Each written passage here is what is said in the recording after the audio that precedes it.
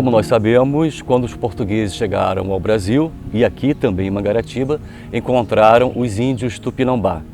Esses índios eram fortes, guerreiros, bravos, resistentes, e os portugueses tentaram escravizá-los, só que devido à sua cultura, ao seu comportamento belicoso, naturalmente esses índios não foram escravizados.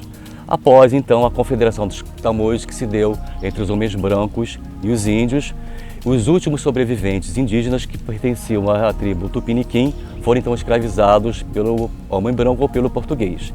Durante dado momento, percebendo que a mão de obra escrava não atendia às demandas ou às necessidades da cultura local, o português resolveu então trazer da África os escravos negros, até porque já era prática comum naquela época o comércio de escravos vindos da África. Então, como nós estamos aqui no Complexo das Ruínas do Saí, e foi o porto mais importante do Brasil durante 2 anos, no século XIX, por esse porto passou grande parte da mão de obra escrava e que, segundo alguns historiadores no mundo todo, chegou ao número de 6 milhões de escravos africanos. Outros historiadores afirmam que seriam em torno de 10 milhões de escravos negros. E só o Brasil importou 60% da mão de obra escrava africana. Então, num dado momento, num dado período histórico, aqui conviveram ou trabalharam 3 etnias. O índio, já os antigos remanescentes habitantes de Mangaratiba, o escravo negro e o homem branco. Então, após a extinção dos últimos índios em Mangaratiba, nós temos a presença massiva do escravo africano em todo o nosso território. Lembrando que essa mão de obra escrava, ela veio importada da África por conta das plantações de café que havia em toda essa região, sobretudo no Vale do Médio Paraíba. Há registros que o café chegou aqui no Vale do Saí no ano de 1770. E os escravos já estavam aqui trabalhando, não só no Vale do Saí, como todo o território de Mangaratiba. A mão de obra negra escravizada foi a grande mola propulsora da economia brasileira. E aqui no Vale do Saí, que foi o grande porto de escoamento de café e do desembarque de escravos africanos, havia grandes fazendas de café também. Porém, antes do café nós tínhamos a cana-de-açúcar.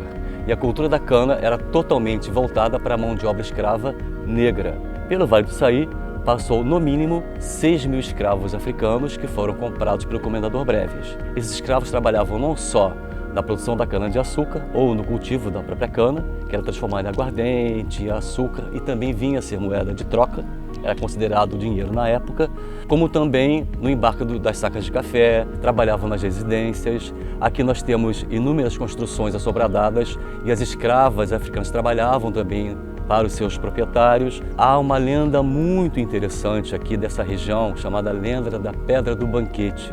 Essa lenda, inclusive, tem um cunho verídico, porque os quilombolas da Ilha da Marambaia contam, e isso nós temos registrado, que um feitor, que era muito mal para os escravos, um belo dia, o proprietário deles não estava aqui no Saí, os negros, aproveitando que o feitor estava sozinho, amarraram-no numa canoa e soltaram aqui no mar, na direção da Ilha Grande.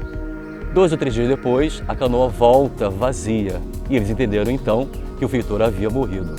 Feito isso, eles invadiram a fazenda, entraram na casa, beberam todos os vinhos que tinham, as cachaças, comeram todas as carnes, enfim, fizeram um verdadeiro banquete. Uma vez satisfeitos, eles resolveram então se amarrarem uns aos outros e subiram a pedra, chamada, como nós conhecemos, Pedra do Banquete ou do suicídio coletivo. Feito isso, eles começaram a cantar seus cânticos originais da África e foram se atirando um após o outro. Daí nós temos a lenda da Pedra do Banquete. Depois desse evento do grande suicídio coletivo, o movimento portuário aqui com os escravos permaneceu durante várias décadas à frente. Então nós sabemos que os escravos trabalhavam não só na lavoura da cana-de-açúcar, como também nas lavouras de café, e o café acontecendo nas lavouras de café. Os escravos, então, quando eram comercializados aqui no Vale do Saí, no grande casarão do Gago, subiam a Serra do Piloto para abastecerem as fazendas de café dos grandes barões. Isso se deu durante várias décadas até a abolição da escravidão.